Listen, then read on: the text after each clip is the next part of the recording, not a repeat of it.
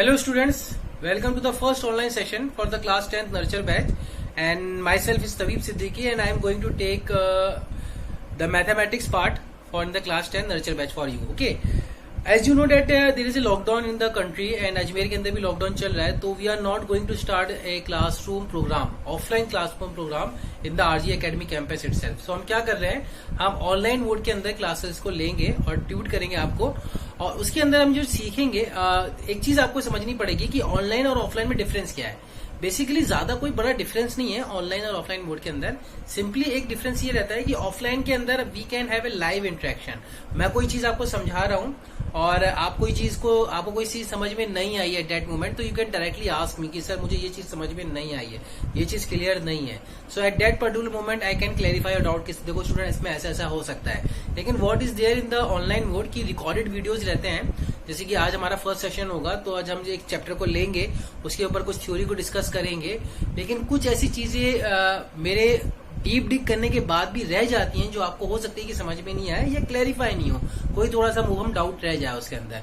तो उसके लिए हम क्या करेंगे, we are going to have a separate doubt sessions, या फिर आप कह सकते हो व्हाट्सएप ग्रुप के अंदर we can have a doubt chatting with.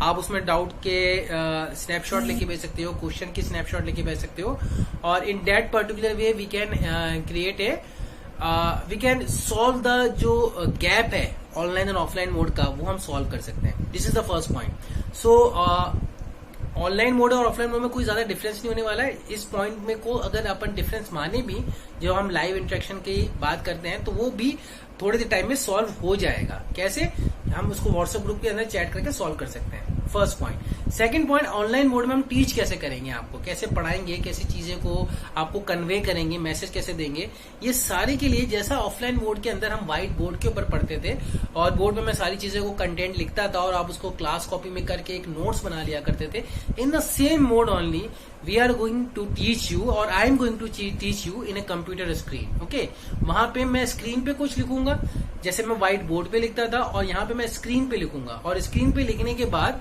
वो चीज कंटेंट आपको आप उसको जैसे आप ऑफलाइन मोड के अंदर कॉपी करते थे क्लास कॉपी के अंदर, इसी तरह आप स्क्रीन से उसको आप अपनी क्लास कॉपी के अंदर कॉपी कर लेंगे. ठीक है ना. आप चाहें तो वीडियो को पॉज कर सकते हैं. अगर आपको लगता है कि कंटेंट फास्ट जा रहा है और मैंने पूरा कॉपी नहीं किया, तो आप वीडियो को पॉज कर सकते हैं और पॉज करने के बाद उसको कॉपी कर सकते हैं. दिस इज द पॉइंट कि हम ऑनलाइन मोड से कैसे नोट्स बनाएंगे. और जहां नोट्स की बात आती है, ये सबसे इंपॉर्टेंट पॉइंट है कि विदाउट मेकिंग द नोट्स आप ये मत समझना कि आपको ये टॉपिक समझ में आ रहा है या नहीं आ रहा है. देखिए, जब तक आप नोट्स नहीं बनाओगे, सिर्फ वीडियो को अपने सामने रख के और उसको जो कंटेंट टीचर पढ़ा रहा है उसको समझने के बाद आप ये कहते हो कि मुझे चैप्टर अच्छे से समझ में आ गया, मेरे सारे क्वेश्चन सॉल्व हो जाएंगे, दैट इज ए मिसकंसेप्शन. देखिए, जिस तरह ऑफलाइन मोड के अंदर हम क्लास नोट्स पहले बनाते हैं, घर जाके उसको रीड आउट करते हैं, उसको प्रैक्टिस करते हैं, क्लास एग्जाम्पल को सॉल्व करते हैं, and then we will move out to the exercise. Same process भी क्लास ऑनलाइन मोड में होना चाहिए. ऐसे नहीं कि लेट के बैठ के आराम से वीडियो को देख लिया और बस हो गया चैप्टर. ऐसा नहीं होने वाला है. तब तक आप, अगर ऐसा होगा तो डाउट्स आपके पाइल अप होते चले जाएंगे, चैप्टर कंटेंट पे आपका कमांड नहीं आएगा, और इस तरह करते करते सिचुएशन आपके हाथ से निकल जाएगी, है ना. आपको क्लियरिटी इतनी बढ़िया नहीं हो पाएगी. तो ये सबसे इंपॉर्टेंट पॉइंट रखिएगा कि चाहे हम सेशन कितने भी लें, कितने भी लेक्चर लें, वीक के अंदर 2 लेक्चर्स या 3 लेक्चर्स, लेकिन जितने भी लेक्चर्स ले रहे हैं उसको ऑफलाइन मोड की तरह ही देखिए, और उनमें जितने भी चीजें पढ़ाई जा रही हैं, जो भी चीज समझाई जा रही है, लिखवाई जा रही है, डिक्टेट की जा रही है या लिखी जा रही है, वो सारी आपकी कॉपी में होनी चाहिए. ये सबसे इंपॉर्टेंट कंसिडरेशन आप अपनी रखिएगा. नोट्स के ऊपर हम कोई भी कॉम्प्रोमाइज नहीं समझेंगे, ठीक है ना.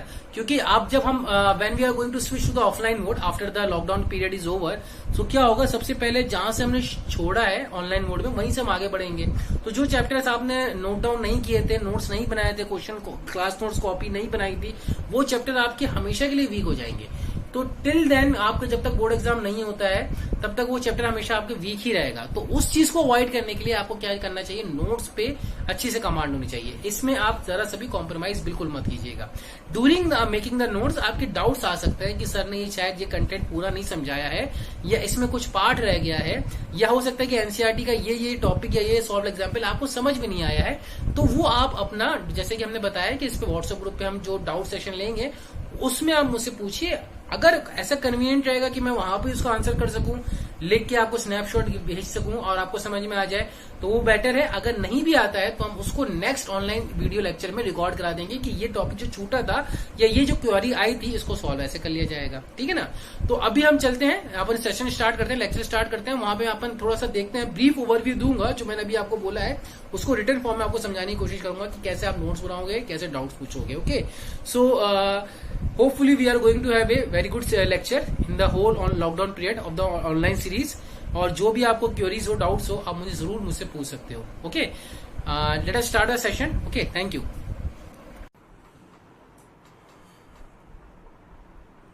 Hello students, welcome to the first session of the online class lecture for the class 10th nurture examination. Okay, and myself is Tabib Siddiqui from RG Academy। जैसा कि अभी थोड़ा इंट्रोडक्शन हुआ था वीडियो के अंदर और मैंने आपको यही बताया था कि how we are going to start, how we are going to make the notes, how we are going to ask the doubts and all other things, kind of things, है ना। सो बेसिकली वो चीज़ें आप अपने दिमाग में बिल्कुल clear रखिए कि बेसिकली हम क्या करने वाले हैं ऑनलाइन सेशंस के अंदर, कि ऑनलाइन सेशंस को रिकॉर्डेड सेशंस होते हैं उसको एज इट इज़ देखेंगे जैसे हम ऑफलाइन वे में देखते थे लेक्चर्स को, और साथ साथ नोट्स बनाते रहेंगे। ये बहुत इंपॉर्टेंट है ना। अगर आप नोट्स नहीं बनाते हो तो आपके लिए बहुत प्रॉब्लम हो जाएगी। अदरवाइज़ हम क्या हो जाएगा कि आपके लिए पाइलअप होता चली जाएगी सारी सिचुएशन। जैसे कि अगर आप क्लास के अंदर, ऑफलाइन क्लास के अंदर भी जब आप नोट्स नहीं बनाते थे तो क्या होता था कि वो जो चैप्टर था वो एज ए इनकम्प्लीट ही कंसिडर किया जाता था। तो आपके ना उससे क्वेश्चन सॉल्व हुआ करते थे, ना आपकी अच्छी से कमांड आती थी उस सब्जेक्ट पे, उस टॉपिक के ऊपर। तो नोट्स क्या होता है कि आपके लिए रेफरेंस का भी काम करते हैं।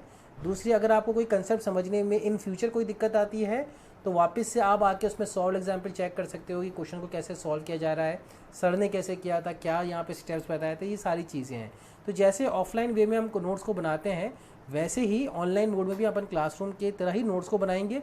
वीडियोस को आपको लगता है जहाँ फास्ट हो रहा है आपको पॉज करना है, और जितना भी मैं कंटेंट दे रहा हूँ, चाहे रिटन कंटेंट हो, चाहे मेरी हैंड राइटिंग में हो, या फिर यहाँ पे जो आपको पिक्चुरल नोटेशन, आपको पिक्चुरल फॉर्म के अंदर जो आपको कंटेंट मिलेगा वो भी आपको कवर करना है, पूरा कॉपी करना है और क्लास कॉपी करके ऐसे नोटबुक बनानी पड़ेगी, ठीक है।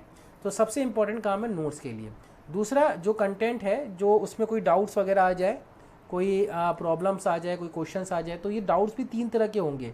अब ऑनलाइन क्लास के अंदर जैसे कि हमने आपको बताया था वीडियो इंट्रोडक्टरी के अंदर कि वैसा लाइव इंटरेक्शन नहीं पॉसिबल है जैसा ऑफलाइन मोड में क्लासरूम प्रोग्राम के अंदर होता है, कि मैं कुछ लिख रहा हूँ और द मोमेंट आपके दिमाग में कोई डाउट अराइज होता है तो आप स्ट्रेट अवे पूछ लेते हो।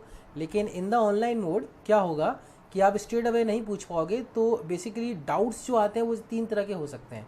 एक प्रॉपर, जिसे अपन कह सकते हैं कि कंटेंट रिलेटेड डाउट भी बोल सकते हो, या फिर आप ये कह सकते हो कि फीडबैक काइंड ऑफ थिंग, कि वीडियो रिकॉर्डिंग ठीक है या नहीं है, राइटिंग समझ में आ रही है या नहीं आ रही है, ऑडियो आपको वॉइस सही है कि नहीं है। तो एक टाइम काइंड का आप फीडबैक भी दे सकते हो आप, या उसमें आप डाउट भी पूछ सकते हो कि सर इसमें आप ये चेंजेस नहीं कर सकते क्या, आप हमें फिगर से बेटर वे में नहीं समझा सकते, या कुछ भी XYZ जिसे अपन कह सकते हैं कि what was your feedback regarding the video recording. Okay, online content जो हम आपको दे रहे हैं उसके बारे में आपकी क्या राय है, या फिर इसमें आप कोई ऐड ऑन करना चाहो कि इसमें भी आप कुछ चीज़ें भी ऐड ऑन कर सकते हो कि नेक्स्ट सेशन से पहले इतना गैप होना चाहिए ताकि हमने डाउट्स पूछ लें, काइंड ऑफ थिंग। ओके, और जैसे कि हमने इंट्रोडक्शन के तहत डाउट्स के अंदर ये भी आपको पता होना चाहिए कि जो कंटेंट रिलेटेड डाउट है, यानी जो हमने लेक्चर रिकॉर्ड करा है, जैसे कि आज क्लास 1 होगी, उसका लेक्चर जो होगा उसमें आपको सारी चीज़ें समझ में आ रही हैं या नहीं आ रही हैं, ऐसा कोई टॉपिक तो नहीं है, कोई थ्योरम तो नहीं है, कोई सॉल्व एग्जाम्पल तो नहीं है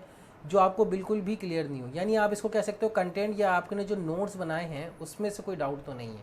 सॉल्व एग्जाम्पल भी हो सकते हैं, वो थ्योरी भी हो सकती है, वो थ्योरम भी हो सकती है, फॉर्मूलाज भी हो सकते हैं, anything related, and not anything related with the आपके सिर्फ क्लास नोट से, आपकी बुक से भी हो सकते हैं। आपकी बुक क्लास आपके स्कूल जो चल रही हैं क्लासेस ऑनलाइन, वहाँ पे कई स्कूलों में ऑनलाइन क्लासेस चल रही हैं, तो वहाँ पे जो टीचर बता रहा है उसका भी कंटेंट आप डाउट्स में पूछ सकते हो, उसमें भी कोई इशू नहीं है स्टूडेंट्स। ओके, तो आप ज़रूर पूछो, डाउट्स जितना पूछोगे उतना ज़्यादा सेशंस की ब्यूटीनेस बढ़ेगी, है ना, उतना ज़्यादा सेशन और अच्छा होता चला जाएगा। लेक्चर, ऑनलाइन लेक्चर जो भी हम रिकॉर्डिंग कर रहे हैं, जितने डाउट ज़्यादा आते रहेंगे उतना ही ज़्यादा हमारा प्रोसेस भी इम्प्रूव होता चला जाएगा। दूसरी जो आखिरी चीज़ है वो है क्वेश्चन, यानी जो एक्सरसाइजेज मैं आपको दूंगा, जो होमवर्क आप लोगे और एनसीईआरटी आप सॉल्व करते हो, different kinds of book solve करते हो, आर डी शर्मा करते हो, एग्जाम्पलर वगैरह करते हो, तो ये चीज़ें भी आपको अच्छे से दिमाग में नोटिफाइड रहनी चाहिए कि ये भी टाइमली आपको पूछना है। ऐसा नहीं है कि इसको आप पाइल अप होने दो।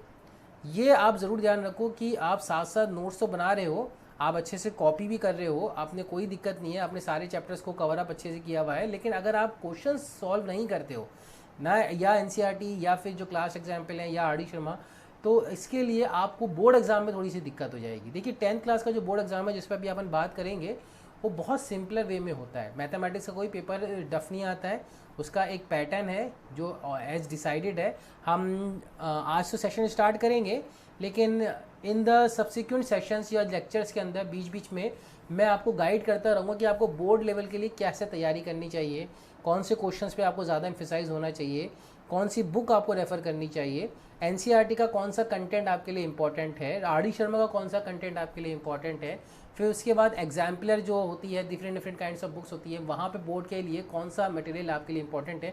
तो बोर्ड एग्जाम के अंदर पैटर्न चेंजिंग कैसा होता है, वो सारी चीज़ें हम सब्सिक्वेंट लेक्चर्स के अंदर देखेंगे। बीच बीच में कभी कभी कोई ना कोई जैसे टॉपिक रिलेटेड कोई चीज़ आ जाएगी, तो हम we are going to discuss about with the board point of view, है ना। ऐसा नहीं कि आज ही के इस लेक्चर में मैंने सारा सब कुछ आपको समझा दिया कि बोर्ड का ये पैटर्न होगा, ये सेक्शंस होंगे, ये क्वेश्चंस होंगे और इस तरह से आपको लेना है। बिल्कुल ऐसा नहीं होगा, हम थोड़ा थोड़ा करके चीज़ों को समझेंगे। ऐसा बिल्कुल भी एक बार में सारा नॉलेज ले लेना वो भी सही नहीं है, और बहुत ही स्लो देना वो भी सही नहीं है। तो हम थोड़ा थोड़ा करके जब भी मौका लगेगा आपके लिए वो भी गाइडेंस देते रहेंगे। तो आप उसके लिए अपने आप को प्रिपेयर रखिए। Just you have finish the 9th class examination और रिजल्ट अभी आया है, तो अब आपके लिए 10th क्लास के लिए तैयार होने के लिए थोड़ा सा टाइम दिए। और इसमें आपको टाइम हम दे रहे हैं कि ये जो हम लेक्चर सीरीज़ बना रहे हैं ऑनलाइन के लिए, उसमें आपको कोई डाउट्स वगैरह नहीं होना चाहिए, ताकि जब आप यूजुअल फॉर्म में 10th क्लास के अंदर स्टैंडर्ड फॉर्म में आप आ जाओ और आप अपने आप को स्टेबल कर लो, सेट हो जाओ, तब आपके लिए हम वो स्पीडअप वाला मामला करेंगे कि हाँ भाई अब थोड़ा सा लेक्चर को फास्ट लेके जाया जा सकता है। ठीक है, तो ये तो आपके लिए इन्फॉर्मेशन थी कि ऑनलाइन वे के अंदर लेक्चर्स वगैरह, डाउट वगैरह कैसे आप पूछोगे। दूसरा जो सबसे इम्पॉर्टेंट बात आती है कि 10th क्लास के अंदर बोर्ड एग्ज़ाम के अंदर, मैथमेटिक्स के बोर्ड एग्ज़ाम के अंदर आपके लिए जो सबसे इम्पॉर्टेंट बुक है वो एनसीईआरटी है। It is like the Bible, Gita, Quran for the mathematics student for the 10th class. ठीक है ना। तो एनसीईआरटी, क्योंकि हम नर्चर बैच के अंदर ज़्यादा फोकस हमारा बोर्ड एग्जाम के ऊपर रहेगा और most of the students are concern about the board examination, so NCERT is the key to success for the board examination. ठीक है ना, 10th क्लास के लिए। तो आप ये ध्यान रखिए कि एनसीईआरटी पे आपकी कितनी अच्छी कमांड है, आप कितने अच्छे वहाँ पे सारे क्वेश्चन सॉल्व कर रहे हो कि नहीं कर रहे हो। अब मैं जो पढ़ाऊँगा, मेरा जो कंटेंट रहेगा वो भी एनसीईआरटी बेस्ड पे ही रहेगा। तो बेसिकली हम 3 तरह के अपनी स्टडीज़ को डिवाइड कर सकते हैं। हम ये कह सकते हैं कि एक मेरा कंटेंट रहेगा जिसे आप थ्योरी कह सकते हैं, या आप क्लास नोट्स भी कह सकते हैं। ये आपको लिखना पड़ेगा कॉपी के अंदर। ठीक है ना, इसमें आपको कोई डाउट्स नहीं आने चाहिए, कुछ भी नहीं आना चाहिए, थ्योरेटिकल जिसे नोट्स कहेंगे। दूसरा जो मेरा रहेगा एक तरह का सॉल्व एग्जाम्पल रहेगा, जो पिछले साल एग्जाम से प्रीवियस ईयर क्वेश्चन जो बोर्ड एग्जाम के अंदर आए हैं रिलेटेड टू द टॉपिक्स, वो आपको मैं सॉल्व कराऊंगा। फिर इसमें की गाइडलाइंस भी दी जाएगी कि बोर्ड एग्जाम में ये चैप्टर कितने मार्क्स का है। ठीक है ना, और इसके अंदर इस चैप्टर में से पिछले साल में कौन कौन से थ्योरम से या टॉपिक से क्वेश्चन आए हैं, दोज काइंड्स ऑफ गाइडलाइंस, हम इस पे फोकस रहेंगे ज़्यादा। और इसके अंदर आपको ये भी दिया जाएगा कि आपको इस चैप्टर में कितना फोकस्ड भी रहना है। फॉर एग्जांपल जो सबसे इंपॉर्टेंट चैप्टर है ट्रिग्नोमेट्री, इंट्रोडक्शन टू ट्रिग्नोमेट्री, और जो आपका उसके साथ एक चैप्टर है हाइट एंड डिस्टेंस वाला, एप्लीकेशन ऑफ ट्रिग्नोमेट्री, वो बहुत इंपॉर्टेंट चैप्टर है, बहुत ज़्यादा वेटेज का चैप्टर है। इसी तरह प्रोबेबिलिटी और स्टैटिस्टिक्स है, सिंपल चैप्टर है लेकिन बहुत ज़्यादा वेटेज का चैप्टर है। तो किसी चैप्टर पर अपने को ज़्यादा एम्फेसाइज करना है, किसी चैप्टर पर अपने को कम एम्फेसाइज करना है। कोऑर्डिनेट ज्योमेट्री है, अकेला ही 6 मार्क्स का चैप्टर है। तो इस टाइप के हमें अपने को दिमाग में रखना है कि हम कैसे कैसे आपको बीच बीच में चैप्टर रिलेटेड और थ्योरी रिलेटेड गाइडलाइंस भी देते चले जाएंगे। ये मेरा स्टडी का पैटर्न रहेगा कि हम किसी चीज़ को पहले अच्छे से समझेंगे एनसीईआरटी बेस के ऊपर, उसके बेस पे सॉल्व एग्जाम्पल देंगे, कोई गाइडलाइंस होगी तो मैं आपको देता रहूँगा। और सबसे आखिर में जो सबसे इंपॉर्टेंट है, जो सब स्टूडेंट को चाहिए, वो है एनसीईआरटी के सॉल्यूशन। सारी एनसीईआरटी की जो एक्सरसाइजेज हैं वो हम एक एक करके लेंगे। लेकिन ये जो पॉइंट है ना बेटा, ये एनसीईआरटी की एक्सरसाइजेज मैं ये चाहता हूँ कि सबसे पहले आप लोग सॉल्व करो, आप लोग इसके अंदर सॉल्यूशन बनाओ। जैसे ही अपना ये कंटेंट रिलेटेड काम खत्म होता है, फिर हम सॉल्व एग्जाम्पल भी क्लियर कर लेते हैं। ठीक है ना, जैसे सॉल्व एग्जाम्पल और कंटेंट रिलेटेड और की गाइडलाइन और पिछले साल के क्वेश्चन हम देख लेते हैं। तो मैं ये चाहता हूँ कि फर्स्ट अटैम्प्ट एनसीईआरटी के क्वेश्चंस का आपका होना चाहिए। आप चाहो जो थ्योरी हमने पढ़ी है, जो फॉर्मूलेज हमने लर्न किए हैं, जो थ्योरम हमने पढ़ी है, जो भी कुछ हमने समझा है, अगर समझ में आया है तो क्वेश्चन अगर वो हमें सॉल्व करके दे पा रहा है या नहीं दे पा रहा है। अगर वो क्वेश्चन हमें सॉल्व करके नहीं दे पा रहा है स्टूडेंट्स, दैट मीन्स कि हमारी थ्योरी में कहीं ना कहीं कुछ ना कुछ वीकनेस ज़रूर है, उसको रेक्टिफाई करना बहुत ज़रूरी है। होता क्या है कि बच्चे थ्योरी पे इस पॉइंट पे ज़्यादा एम्फेसाइज नहीं करते हैं, ठीक है, इस पॉइंट पे ज़्यादा एम्फेसाइज नहीं करते हैं। ज़्यादा एम्फेसेशन उनका किस पे होता है, या तो हमें कोई कहीं से इंपॉर्टेंट क्वेश्चंस मिल जाए और एनसीईआरटी के सॉल्यूशंस हम उसको रट लें। ये जो दो मिस्टेक्स हैं कि इस पे ना ध्यान दोगे, इन दो चीज़ों पे ध्यान होना, ये सबसे ज़्यादा आपके लिए घातक साबित हो सकता है, ठीक है ना। आपके लिए ये maths as a horror subject आपके लिए क्रिएट कर देगा, क्योंकि डाउट्स पाइलअप होते चले जाएंगे। मैथ्स में आप बहुत ज़्यादा नहीं रट सकते हो, बहुत ज़्यादा चैप्टर्स हैं, बहुत ज़्यादा क्वेश्चंस हैं, रैंडमली क्वेश्चंस आस्क हो सकते हैं। तो इसीलिए हमें स्पेसिफिक होना पड़ेगा अपने लिए, नोट्स पे अपनी थ्योरी को बहुत स्ट्रांग करना पड़ेगा। इसमें हम चाहें तो बहुत टाइम दे सकते हैं, जितना टाइम आपको चाहिए उतना टाइम लो, बहुत अपने पास टाइम है। इवन अब आप याद रखो कि डाउट्स के अंदर आपके पास ऑप्शन है कि अगर आपके पास 2 + 2 = 4 भी अगर आपको समझ में नहीं आ रहा है स्टूडेंट्स, तो यू कैन आस्क मी कि सर ये 2 + 2 4 कैसे आया है। कोई भी डाउट छोटा नहीं है, कोई भी डाउट बड़ा नहीं है, सारे डाउट्स ही हैं students. So you have to ask me the doubts. जितना आप डाउट्स पूछोगे उतना आपका थ्योरी इंप्रूव होगा, उतना ही अच्छे से आप क्वेश्चंस को सॉल्व कर पाओगे और उतनी अच्छे से आप सारे एक्सरसाइज के क्वेश्चंस को हैंडल कर पाओगे, और फिर आपका ऑटोमेटिकली बोर्ड एग्जाम के अंदर रिजल्ट्स इंप्रूव होता चला जाएगा। गेटिंग एट माय पॉइंट, सो सारा एम्फेसिस मेरा थ्योरी कंटेंट के ऊपर होता है। मैं चाहता हूँ कि बच्चों को, स्टूडेंट्स को जो चीज़ सबसे ज़्यादा स्ट्राइक करे वो ये होता है कि किसी चीज़ को समझने का प्रिंसिपल क्या है, ठीक है ना। तो ये चीज़ों को हम धीरे धीरे हैंडल करेंगे। तो आपके लिए ऊपर भी यही चीज़ आपके लिए एज ए की डायरेक्शन काम करनी चाहिए कि मैथमेटिक्स के अंदर हम सीक्वेंस वाइज मूव करेंगे किसी भी चैप्टर के अंदर। फॉर एग्जांपल अगर हम क्वाड्रेटिक इक्वेशन स्टार्ट करते हैं तो सबसे पहले हम उसकी कंटेंट को समझेंगे, थ्योरी को समझेंगे, सॉल्व एग्जाम्पल को समझेंगे, उसके बोर्ड रिलेटेड क्या गाइडलाइंस हैं, कौन से क्वेश्चन आते हैं ज़्यादातर, और पिछले 10 ईयर्स के अंदर किस किस क्वेश्चंस को ज़्यादा एम्फेसाइज किया है बोर्ड ने, एनसीईआरटी ने, सीबीएसई ने, उसको ध्यान देंगे। और फिर हम एनसीईआरटी में आपके लिए पूरी सॉल्व दूंगा। I will try to solve the full question, है ना, फुल्ली सॉल्व एनसीईआरटी। मतलब कि एक एक क्वेश्चन को अपन लेंगे, ABCD सारे पार्ट्स को लेंगे, लेकिन सबसे पहला पार्ट आपका होना चाहिए, सबसे पहला अटैम्प्ट आपका होना चाहिए, ताकि मुझे पता चले कि आपको कितना चीज़ें समझ में आई हैं। अगर नहीं आएगी तो पूछिए, देखिए जितना आप पूछोगे उतना आपके लिए अच्छा है स्टूडेंट्स, ठीक है। तो ये चीज़ें हैं। अब अगर अपन बोर्ड रिलेटेड बात करें, एनसी मैथमेटिक्स के अंदर जो सबसे पहला चैप्टर है वो है रियल नंबर। अब देखिए स्कूल पॉइंट ऑफ व्यू से अगर आप नोटिस करें कि किसी स्कूल में रियल नंबर से स्टार्ट किया जाता है, किसी स्कूल से लीनियर इक्वेशन 1 वेरिएबल से स्टार्ट किया जाता है, और किसी स्कूल में पॉलिनोमियल से स्टार्ट किया जाता है। So it's depend, but in board exam it's hardly matter. Why it's hardly matter? Because ultimately you are giving the exam in the March for the full syllabus. So basically हम syllabus को कैसे cover करते हैं ये important है, कौन सा chapter पहले कवर करते हैं ये इंपॉर्टेंट नहीं है। फिर भी किसी की कोई स्पेशल रिक्वेस्ट है कि सर मेरे यूनिट टेस्ट में ये चैप्टर आ रहा है या मेरे एग्जाम में ये चैप्टर आएगा, तो उन चैप्टर्स को आप मुझे टाइमली बताते रहना, मैं उसको शॉर्ट वे में समझा दूंगा ताकि आपके स्कूल लेवल पे वो कवर हो जाए, ठीक है ना। That depends. अच्छा, डाउट्स के लिए जो मैंने आपको एम्फेसाइज किया था कि आप डाउट्स पूछोगे कैसे, यहाँ पे ये पॉइंट जो था कि डाउट्स आप पूछोगे कैसे, तो ये मैं आपको बताना चाहूँगा कि आप डाउट्स 3 तरीके से पूछ सकते हो। या आप मुझे व्हाट्सअप मैसेज कर दो, और व्हाट्सअप के अंदर हम वैसे भी एक ग्रुप बनाएंगे क्लास 10 नर्चर के लिए। उस ग्रुप के अंदर सारे नर्चर के स्टूडेंट जो हैं अपने कॉमन डाउट्स पूछ सकते हैं, ताकि अब व्हाट्सअप ग्रुप बनाने का ये मतलब होगा कि अगर कोई बच्चा स्टूडेंट कोई डाउट पूछता है उस ग्रुप के अंदर, तो वो डाउट सारे स्टूडेंट्स के लिए कवर हो जाए, ठीक है ना। अगर वो डाउट सब बाकी स्टूडेंट्स को भी होगा तो उनके लिए भी कवर हो जाएगा। तो मैं स्नैपशॉट लीजिए आप किसी भी क्वेश्चन का, किसी भी कंटेंट का, और किसी भी एक्सरसाइज का आप पूछिए, सर ये मुझे समझ में नहीं आया, ये क्वेश्चन मुझे नहीं आया, आप व्हाट्सअप ग्रुप पर डालिए।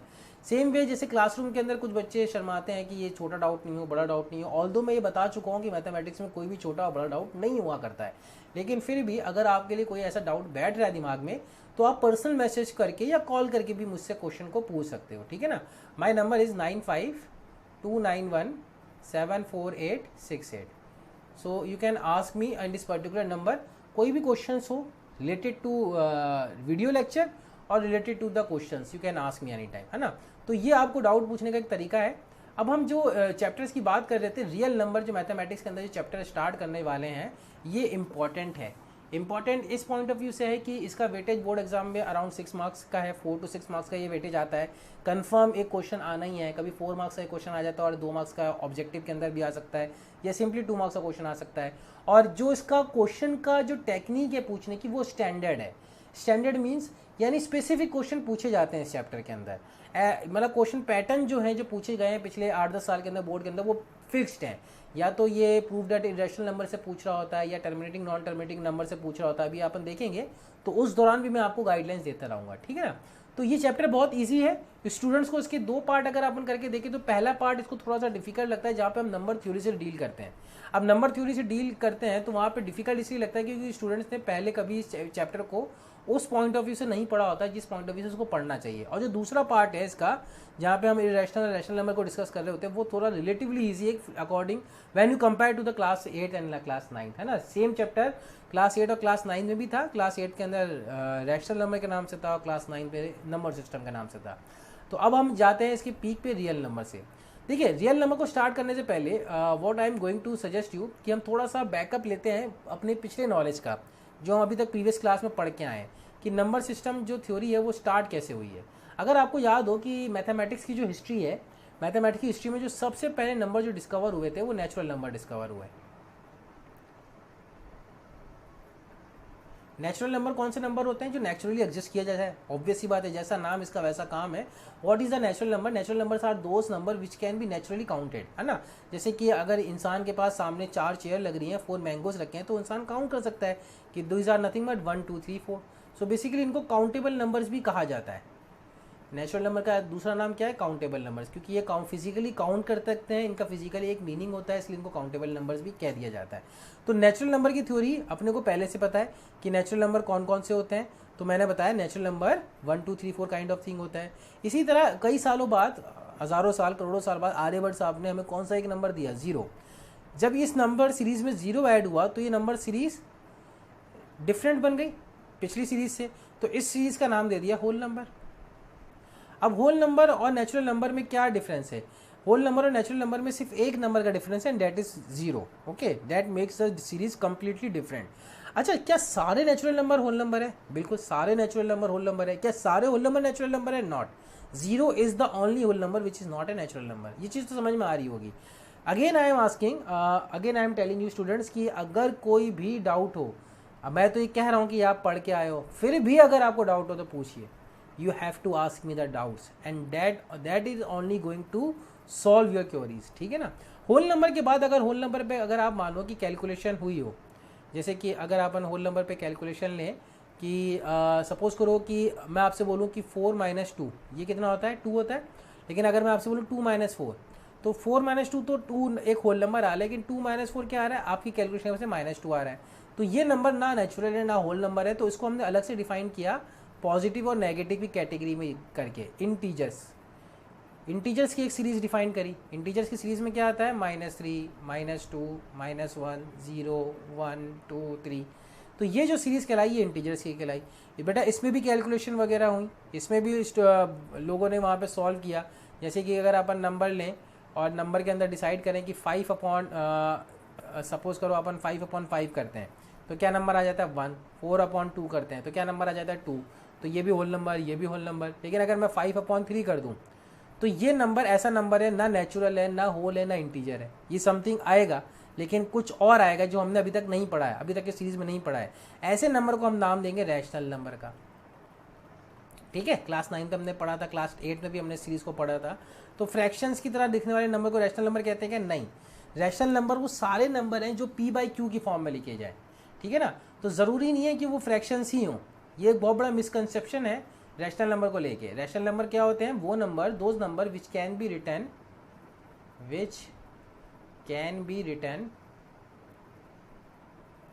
इन p/q फॉर्म। अब यहाँ पे q 0 नहीं होना चाहिए और p और q इंटीजर्स होने चाहिए, ठीक है ना। p और q किसको बिलोंग करने चाहिए? इंटीजर्स को।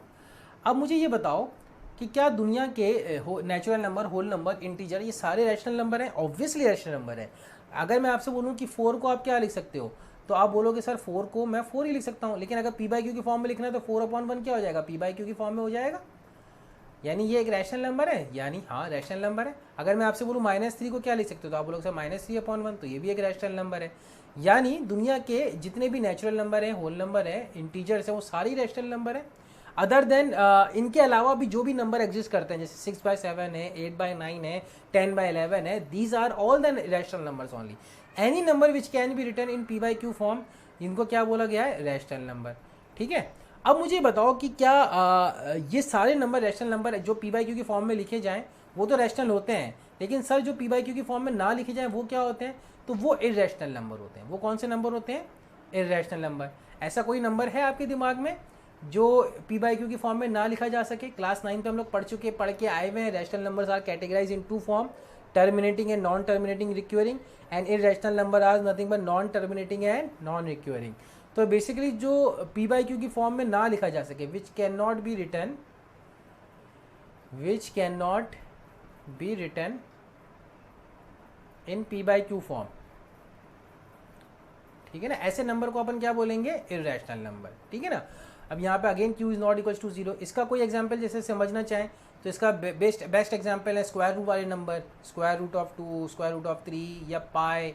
ये सारे नंबर क्या हैं, ये सारे नंबर इर्रेशनल नंबर हैं। इसी तरह नॉन टर्मिनेटिंग का क्या मतलब होता है, नॉन टर्मिनेटिंग का मतलब होता है जैसे 1.23, लेकिन अगर 1.23 नॉन रिक्वेरिंग भी साथ साथ होना चाहिए, यानी ऐसा नहीं कि कोई सेट रिपीट हो रहा हो, 1.23 6 7 1 2 ऐसे करके चलता चला जाए और ये नॉन टर्मिनेटिंग टाइप का नंबर हो। और रैशनल नंबर के अंदर क्या हो सकता है, टर्मिनेटिंग हो जाता है, या नॉन टर्मिनेटिंग भी रहेगा लेकिन रिक्वेरिंग रहेगा, जैसे कि 0.333333, तो ये रैशनल नंबर हो गया। ये क्लास 9 पे हम पढ़ चुके हैं। लेकिन अगर इसमें भी किसी को डाउट है अंडरस्टैंडिंग में कि सर रैशनल और इरैशनल को आप वापस से एक बार क्लियर करिएगा, क्योंकि मेरा 9 का टॉपिक ये थोड़ा सा स्ट्रांग नहीं है। फिर भी मैंने अपनी कोशिश की है कि एक बार इसको समझा दिया जाए कि रैशनल नंबर्स बेसिकली p/q की फॉर्म में लिखे जाते हैं। और हमने 9th क्लास में सीखा था कि किसी भी नॉन टर्मिनेटिंग रिक्वेरिंग नंबर को कैसे हम लिख सकते हैं p/q की फॉर्म में। ठीक है ना, तो उस पर हमने एक एग्जाम्पल भी 9th क्लास के अंदर अच्छे से सॉल्व करके आए हुए हैं। और इर्रेशनल नंबर क्या होता है, सिंपल सा लॉजिक है, जो नंबर p/q की फॉर्म में नहीं लिखे जाए वो सारे क्या होते हैं, इर्रेशनल नंबर होते हैं। अच्छा, अब इसमें एग्जाम्पल ले लेते हैं कि क्या फिर इसका मतलब क्या हुआ, रियल नंबर क्या हुए। रियल नंबर दो तरह के हुए, अगर आप नोटिस करोगे तो रियल नंबर दो तरह के हुए, एक होता है रैशनल नंबर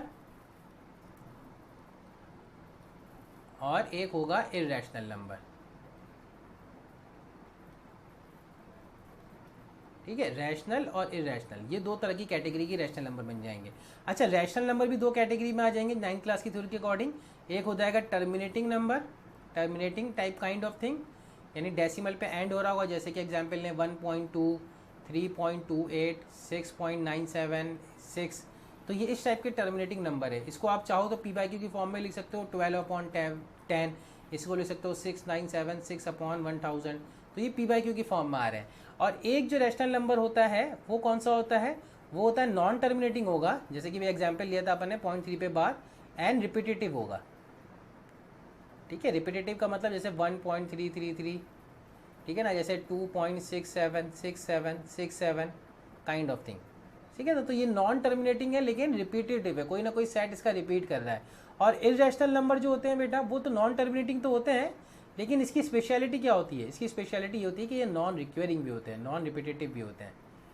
ठीक है ना, ये इंपॉर्टेंट है यहाँ पे।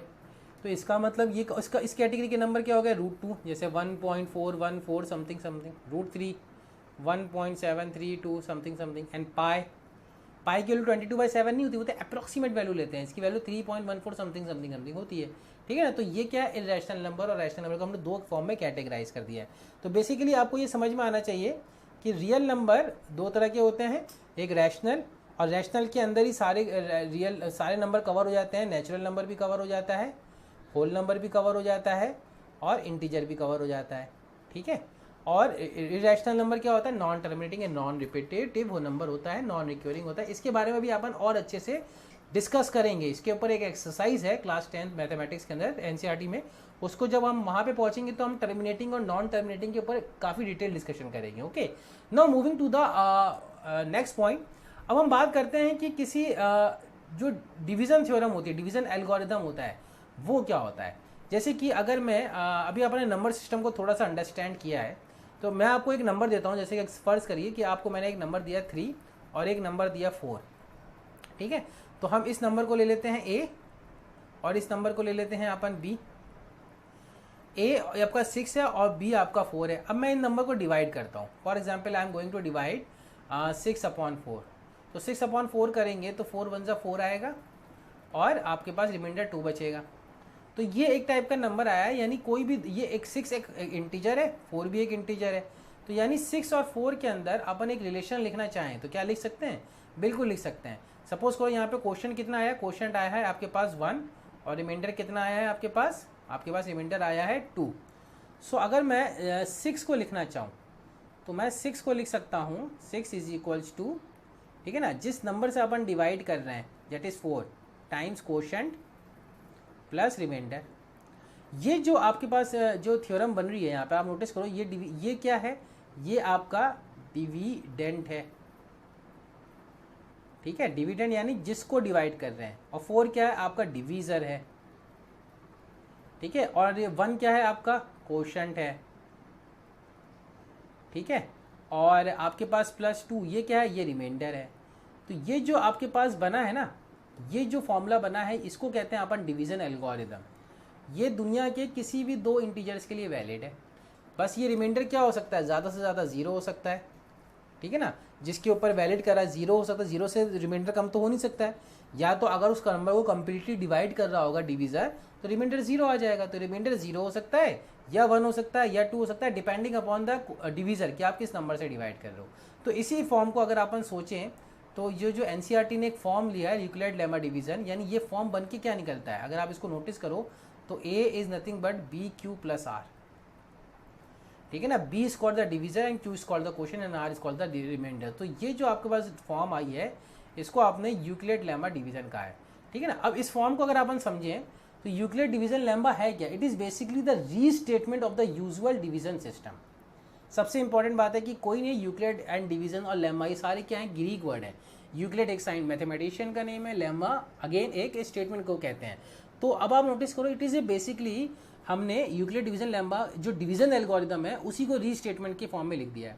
क्या लिखा है कि it is a usual division system, the formal statement for this is, क्या है इसका फॉर्मल स्टेटमेंट? क्या होगा? For each pair of a given positive integer a and b. आपके पास 2 इंटीजर हैं, एक ए है और एक बी है, साथ में कंडीशन क्या है कि पॉजिटिव इंटीजर होने चाहिए। यानी जो थ्योरम है, जो डिवीजन लेमा है, ये पॉजिटिव इंटीजर के लिए वैलिड है। तो अगर ये ऐसा है तो there exist a unique whole number q and r. अब यहाँ पर नोटिस करना, अगर ए और बी आपके पास इंटीजर हैं तो इसके साथ एक रिलेशन बनेगा जिसके साथ में एक यूनिक होल नंबर होगा क्यू और आर। जैसे कि एग्जाम्पल लिया था हमने, क्या एग्जाम्पल लिया था? हमने बोला था कि ये 6 ले लेते हैं, ये 4 ले लेते हैं, तो क्यू और आर क्या आया था? आपके पास 1 और 2 आया था। तो यह होल नंबर है, बिल्कुल होल नंबर है, which satisfied that this particular relation A equals to B Q plus R. अब यहाँ पे मैंने आपको बताया है जो सबसे इंपॉर्टेंट बात है डिवीजन एल्गोरिदम की, वो ये होती है कि रिमाइंडर क्या हो सकता है? मिनिमम रिमाइंडर अगर कंप्लीटली डिवाइड कर दे डिवीजर, अगर डिविडेंड को कंप्लीटली डिवाइड कर दे तो रिमाइंडर क्या आ जाएगा? 0। लेकिन अगर कंप्लीटली डिवाइड नहीं कर पाए तो रिमाइंडर 0 नहीं आएगा, कुछ ना कुछ तो आएगा। तो that you have to understand कि रिमाइंडर की वैल्यू या तो 0 हो सकती है, और अगर 0 से बड़ी होगी तो कहाँ तक जाएगी? वहाँ तक जाएगी जहाँ तक कि इसकी वैल्यू डिवीजर हो। डिवीजर से बड़ी नहीं हो सकती, ना डिवीजर के बराबर हो सकती है। फॉर एग्जाम्पल अगर अपन 6 और 4 को डिवाइड करते हैं तो रिमाइंडर यानी किसी भी नंबर को, चलो 6 को छोड़ो, आप दुनिया में किसी भी नंबर को आप 4 से डिवाइड करो, चलो ए को मैं 4 से डिवाइड करता हूँ, तो रिमाइंडर क्या क्या आ सकता है? रिमाइंडर 0 आ सकता है, डिवीजर क्या यहाँ पे 4 है तो रिमाइंडर 0 आ सकता है। 0 से बड़ा और कौन सा नंबर होता है? 1 होता है, और क्या होता है? 2 होता है, और क्या होता है? 3 होता है। क्या डिवीजर के बराबर आ सकता है? नहीं, डिवीजर से बड़ा भी नहीं आएगा, डिवीजर के बराबर भी नहीं आएगा। तो जो आपका रिमाइंडर है वो डिवीजर से या तो छोटा होगा, है ना, या फिर उसके 0 के बड़ा होगा, यानी 0 और डिवीजर के बीच में होगा। ये चीज़ समझ में आ रही है आपको? बिल्कुल, इसमें कोई दिक्कत नहीं है। ये सबसे इंपॉर्टेंट थ्योरम है, ठीक है ना, डिवीजन एल्गोरिथम के अंदर। तो ये चीज़ आपको क्लियर होनी चाहिए कि किसी भी 2 नंबर को अगर अपन डिवाइड करते हैं तो वो अगर कंप्लीटली डिवाइड नहीं करता है तो रिमाइंडर क्या क्या आ सकता है? 0 1 2 3 4 5 6 टिल डिवीजर के बराबर नहीं होगा, ठीक है। यहाँ पे ए अगेन मैंने आपको बोल दिया डिविडेंड है, बी डिवीजर है, और क्यू क्वोशंट है, और आर रिमाइंडर है। Getting it the point. So अगर अपन इस पर और डिस्कशन करें थोड़ा सा, अगर इसी पॉइंट पर अगर अपन और डिस्कशन करें जैसे कि अगर अपन नंबर ले लेते हैं 2 से डिवाइड होने वाले नंबर, दुनिया में अगर 2 को अपन डिविज़र कंसिडर करें, 2 को अपन क्या कंसिडर करें, डिविज़र कंसिडर करें, तो जैसे कि अगर आप नंबर अज्यूम करते चले जाओ, मैंने 3 को 2 से डिवाइड करता हूँ तो रिमाइंडर क्या आएगा 1, 4 को 2 से डिवाइड करता हूँ तो रिमाइंडर क्या आएगा 0, 5 को 2 से डिवाइड करता हूँ तो रिमाइंडर क्या आएगा 1। देखो रिमाइंडर हमेशा 0 और 1 आएगा। और वैसे अगर 2 डिविज़र है तो रिमाइंडर होना भी क्या चाहिए, रिमाइंडर 0 से बड़ा होना चाहिए और किससे छोटा होना चाहिए, 2 से। तो अगर 2 का अगर कोई नंबर को मैं 2 से डिवाइड करता हूँ तो या रिमाइंडर 0 आएगा या 1 आएगा, ठीक है ना। अब मैं किस नंबर को 2 से डिवाइड कर रहा हूँ, a को डिवाइड कर रहा हूँ। तो सपोज मैं a को 2 से डिवाइड करता हूँ तो a को क्या लिखा जा सकता है, a को लिखा जा सकता है 2 times q plus r। According to the Euclid division lemma क्या होता है, a is equals to B Q plus r, ठीक है ना। a क्या है आपका डिविडेंट है, b क्या है आपका डिविज़र है, q क्या है आपका कोशेंट है और r क्या है आपका रिमाइंडर है। तो a कोई नंबर है जिसको मैं डिवाइड कर रहा हूँ, किससे डिवाइड कर रहा हूँ, 2 से, तो कोशेंट q आ सकता है और रिमाइंडर r आ सकता है। तो a की कैटेगरी क्या क्या हो सकती है, अगर रिमाइंडर 0 आएगा तो a क्या हो जाएगा, या तो 2q हो जाएगा या फिर क्या हो जाएगा, रिमाइंडर का 1 आता है तो 2q प्लस 1 आता है।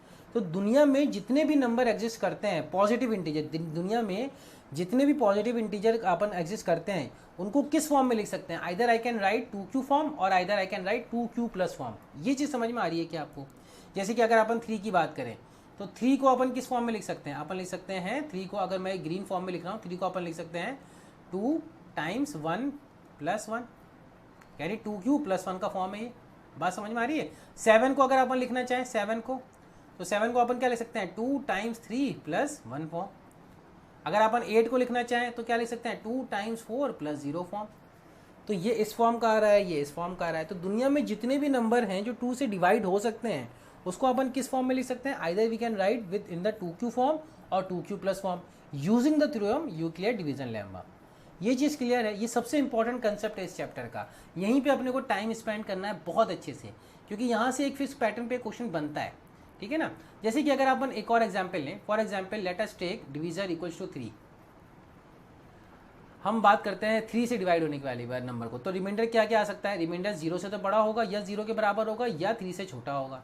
तो रिमाइंडर क्या क्या आ सकता है, रिमाइंडर यह आ सकता है 0, यह आ सकता है 1, यह आ सकता है 2, ठीक है ना। तो अगर अपन a equals to B Q plus form का लें, a equals to B Q plus r की फॉर्म ले, तो इसमें आप मुझे नोट करके बताओ कि a यानी डिविडेंड है, b क्या है डिवीज़र है। तो मैं a को लिख सकता हूँ a equals to 3q plus r. तो अब r की वैल्यू क्या क्या हो सकती है, r की वैल्यू 0, 1 और 2 हो सकती है। तो a क्या हो सकता है, दुनिया के जितने भी पॉजिटिव इंटीजर हैं, all positive integer can be return either in the form of 3q और 3q प्लस 1 और 3q प्लस 2। अब यहाँ पे q एक क्या है, होल नंबर है, ये याद रखना। यही यूक्लिड डिवीजन लेम्मा की थ्योरम थी कि q और r ये क्या है, होल नंबर है, ठीक है ना। इसको अच्छे से अपने दिमाग में बैठाने की कोशिश करो कि q और r क्या है, हमेशा होल नंबर रहेंगे और a और b क्या है, पॉजिटिव इंटीजर्स हैं, ठीक है ना। इसी चीज़ को अपन आगे बढ़ाएंगे बेटा। तो दुनिया में जितने भी पॉजिटिव इंटीजर हैं, अगर 2 की फॉर्म में लिखना है तो कैसे लिख सकते हैं, हम लिख सकते हैं 2q एंड 2q प्लस 1। और अगर दुनिया के जितने भी नंबर 3 की फॉर्म में लिखने हैं तो कैसे लिखेंगे, 3q या 3q प्लस 1 या 3q प्लस 2। तो यहाँ पे जो प्लस के साथ जो नंबर अटैच है वही क्या डिनोट करता है, रिमाइंडर को डिनोट कर रहा है। यानी अगर 3q प्लस 2 का फॉर्म का नंबर है स्टूडेंट्स, तो 3q प्लस 2 का फॉर्म बेसिकली हमें क्या बता रहा है कि उसमें वो नंबर है जो 3 से डिवाइड होने पे क्या आंसर देगा, हमें रिमाइंडर 2 देगा। फॉर एग्जाम्पल अगर अपन बात करें तो 11 एक ऐसा नंबर है जिसको अगर अपन 3 से डिवाइड करेंगे तो रिमाइंडर क्या आएगा, 2 आएगा। यानी 11 को लिख सकते हैं 3 इंटू 3 9 प्लस 2 11। इसी तरह इसकी बात करें तो 13 एक नंबर है, 13 को अपन क्या लिख सकते हैं 3 इंटू 4 प्लस 1। इसकी बात करें तो 18 एक नंबर है जिसको 3 इंटू 6 की फॉर्म में लिखा जा सकता है। तो ये एग्जाम्पल से क्लियर हो रहा है कि दुनिया में जितने भी पॉजिटिव इंटीजर्स हैं अपन उसको होल नंबर और के फॉर्म में लिखा जा सकता है। एक स्टूडेंट सवाल करेगा क्या सर ऐसा सारे सब केसेस के साथ पॉसिबल है, बिल्कुल पॉसिबल है। आप मुझे एग्जाम्पल लेके बताइए, अगर अपन डिवीज़र 4 ले लें, डिवीज़र अगर अपन 4 ले लें और यूक्लिड डिवीजन लेम्मा अगर यहाँ पे भी लगाएं a equals to B Q plus r, अगर डिवीज़र 4 है तो इसका मतलब रिमाइंडर क्या क्या हो सकता है, आप मुझे बताएं। रिमाइंडर 0 से तो बड़ा ही होगा और 4 से छोटा होगा तो रिमाइंडर क्या क्या आ सकता है, रिमाइंडर 0 आ सकता है, रिमाइंडर 1 आ सकता है, रिमाइंडर 2 आ सकता है, रिमाइंडर 3 आ सकता है। 4 आ सकता है क्या, नहीं 4 नहीं आ सकता है। तो अगर इसी फॉर्म में लिखें ए को मैं 4 से डिवाइड करता हूँ तो क्वेश्चन क्यू आएगा और प्लस रिमाइंडर आएगा। तो दुनिया में जितनी पॉजिटिव इंटीजर है वो या तो 4q के फॉर्म में होंगे अगर रिमाइंडर 0 आता है, या 4q + 1 के फॉर्म में होंगे, या 4q + 2 के फॉर्म में होंगे, या 4q + 3 के फॉर्म में होंगे। यानी 2q के फॉर्म में लिखते हैं तो 2q और 2q + 1, 3q के फॉर्म में लिख रहे हैं तो 3q, 3q + 1 और 3q + 2, और 4q के फॉर्म में लिख रहे हैं तो 4q + 4q + 1 और 4q + 2 और 4q + 3। अगेन q यहाँ पे क्या है, होल नंबर है, और आपका a और b क्या है, इंटीजर है। ठीक है, यहाँ पे ये चीज़ इंपॉर्टेंट है कि हम पॉजिटिव इंटीजर को अगर हम अज्यूम करना चाहें तो हम चाहें तो 2 में भी अज्यूम कर सकते हैं, 3 में भी अज्यूम कर सकते हैं, 4 में भी अज्यूम कर सकते हैं, एनी पॉजिटिव इंटीजर की फॉर्म में अज्यूम कर सकते हैं। बात समझ रहे हैं आप, ये इंपॉर्टेंट कंसेप्ट है। इस चीज़ को समझने के लिए आप इस पर टाइम दीजिए अच्छे से। आप इसमें कोई क्वेरी निकलती है, कोई डाउट निकलता है तो मुझसे ज़रूर पूछिए, व्हाट्सअप करिए, मैसेज करिए, कॉल करिए। अभी हम इस पर कोई भी क्वेश्चन नहीं ले रहे हैं, जस्ट इस कंटेंट को समझने की कोशिश कर रहे हैं कि दुनिया में जितने भी नंबर हैं वो कैसे लिखे जा सकते हैं। जैसे कि मैं एग्जाम्पल लूँ, फॉर एग्जाम्पल एक सिंपल सा एग्जाम्पल लेके समझते हैं, तीनों फॉर्म में लिखने की कोशिश करते हैं। जैसे एक नंबर 17 है, अगर मैं इसको 2 की फॉर्म में लिखता हूँ, यानी 2 से डिविजन की फॉर्म में लिखता हूँ, तो मैं इसको कैसे लिख सकता हूँ, इसको मैं बोलूँगा ये नंबर 2q + 1 का फॉर्म है, जहाँ पे q की वैल्यू क्या होगी, 8 होगी। लेकिन अगर मैं आपसे बोलूँ कि स्टूडेंट्स इस नंबर को 3q की फॉर्म में लिख के बताओ, तो आप बोलोगे सर ये 3q + 2 का फॉर्म है। क्यों है सर, क्योंकि इसमें q की वैल्यू अगर आप 5 रखोगे तो 3 5 15 + 2 आएगा। लेकिन अगर मैं आपसे बोलता हूँ कि स्टूडेंट्स को 4q की फॉर्म में लिख के बताओ, तो ये नंबर 4q + 1 का फॉर्म है, जहाँ पे अब q की वैल्यू कितनी हो जाएगी, q की वैल्यू 4 हो जाएगी। बात समझ रहे हो, तो 4q + 1, 2q + 1, 3q + 2 का ये समझ में आ रहा है कि एक ही पॉजिटिव इंटीजर को मैंने अपनी मर्जी के हिसाब से आइदर 2q + 1 की फॉर्म में लिखा है, या 3q + 2 की फॉर्म में लिखा है, या 4q + 1 की फॉर्म में लिखा है। That's the Euclid division lemma. इसका एप्लीकेशन कहाँ कहाँ पे है, इसका एप्लीकेशन कहाँ पे आएगा, कैसे आएगा, इसी को हमें डिस्कस करना है। ठीक है ना, तो dividend = division times quotient plus remainder dash a division algorithm, और इसीलिए हमने इसको नाम लिया यूक्लिड डिवीजन लेम्मा लिया। ठीक है ना, तो अब तक हमने इतना पढ़ा है स्टूडेंट्स, तो क्या पढ़ा है इसको हमने देख लिया, इसको समराइज कर लिया है। अभी तक हमने जो अभी तक पढ़ा है उसमें सबसे पहले हमने नेचुरल नंबर से स्टार्ट किया था, नेचुरल नंबर की थ्योरी को डिफाइन किया कि नेचुरल नंबर क्या होता है, non negative counting number excluding 0 are known as natural number, जैसे कि 5 6 7 8 1 2 3 4 है ना। और इसी तरह 0 अगर अटैच हो जाए तो होल नंबर हो जाता है, और इसी तरह इंटीजर अटैच हो जाए तो इंटीजर अटैच होने के साथ, इंटीजर यानी नेगेटिव पॉजिटिव बोथ नंबर और all together including 0 are known as integer. अब ये सारे नंबर जो होते हैं वो सारे क्या होते हैं, रैशनल होते हैं। लेकिन रैशनल की एक खासियत और होती है कि दुनिया में जितने भी पीक बाय क्यू की फॉर्म के नंबर होते हैं वो भी रैशनल होते हैं, यानी फ्रैक्शन जिसे आप कहते हो। ठीक है ना, अब क्यू 0 नहीं होता यहाँ पे। अब द मोमेंट ऐसे रैशनल, तो रैशनल की मैंने थ्योरी डिफाइन करी थी यहाँ पे। रैशनल की अगर आप थ्योरी डिफाइन करो तो रैशनल नंबर वो नंबर होते हैं जो टर्मिनेटिंग हो या नॉन टर्मिनेटिंग या रिपीटेटिव हो। टर्मिनेटिंग के बारे में बताया था कि हम इसको बहुत डिटेल में डिस्कस करेंगे जब हम इसके क्वेश्चंस करेंगे एनसीईआरटी बेस पे। तो टर्मिनेटिंग नंबर बेसिकली वो नंबर होते हैं जो किसी डेसिमल के पॉइंट पर कहीं ना कहीं जाके टर्मिनेट हो जाए, है ना। ऐसा नहीं कि सिर्फ 3 डिजिट या 4 डिजिट पे जाके हो जाए। हो सकता है कि नंबर आए 6 7 6 1 2 3 4 5 एंड 0 7 2 यहाँ पे भी, तो ये भी एक टर्मिनेटिंग नंबर ही है। Getting it the point. इसी तरह अगर अपन बात करें नॉन टर्मिनेटिंग की, तो क्या वो इरेशनल हो जाएगा, नहीं होगा। वो तब तक इरेशनल नहीं होगा जब तक आप उसके लिए स्पेसिफिकली ये ना कह दो कि वो रिपीटेटिव नहीं है। अगर रिपीटेटिव है तो वो आपका कंफर्म रैशनल नंबर है। ये हमने 9th क्लास में डिटेल में डिस्कस किया हुआ था इस पार्ट को, है ना, कि इसको कैसे पी बाई क्यू की फॉर्म में लिख सकते हैं।